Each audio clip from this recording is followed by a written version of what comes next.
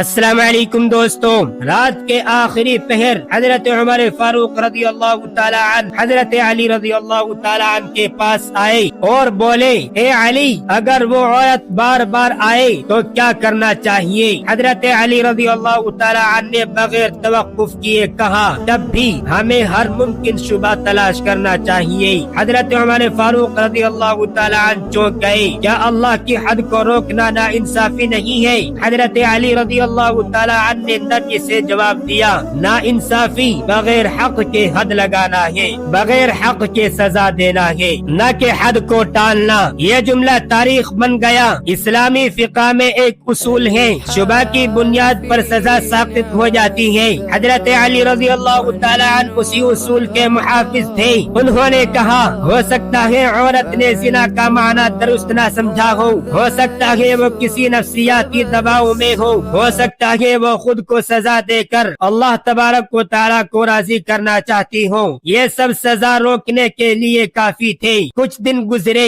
ایک صبح وہی عورت پھر مسجد نبوی صلی اللہ علیہ وسلم کے دروازے پر کھڑی تھی، چہرہ پہلے سے زیادہ پرعزم، مگر آنکھوں میں پھر وہی نمی۔ لوگوں نے پہچان لیا، فضا بوجھل ہو گئی۔ حضرت عمر فاروق رضی اللہ تعالی عنہ نے آہ بھری اور کہا، اے علی، وہ پھر آ گئی ہے۔ حضرت علی رضی اللہ تعالی عنہ نے عورت کو قریب بلایا اور نہایت سکون سے پوچھا، کیا تم پر زبردستی ہوئی؟ عورت نے کہا، نہیں۔ کیا تم نشے میں تھی؟ عورت نے کہا، نہیں۔ کیا تم جانتی ہو زنا کیا ہوتا ہے؟ عورت خاموش رہی، پھر بولی، میں جانتی ہوں۔ کیا تم اللہ کی رحمت سے مایوس ہو؟ یہ سوال سنتے ہی عورت رو پڑی۔ وہ بولی، نہیں، میں اللہ کی رحمت سے مایوس نہیں، مگر میں پاک ہو کر اس سے ملنا چاہتی ہوں۔ دوستو، یہ وہ لمحہ تھا جہاں قانون خاموش ہو جاتا ہے اور نیت بولتی ہے۔ حضرت علی رضی اللہ تعالی عنہ نے آنکھیں بند کر لی۔ وہ جانتے تھے کہ یہ معاملہ اب اور گہرا ہو چکا ہے۔ تیسری بار حضرت علی رضی اللہ تعالی عنہ نے فرمایا،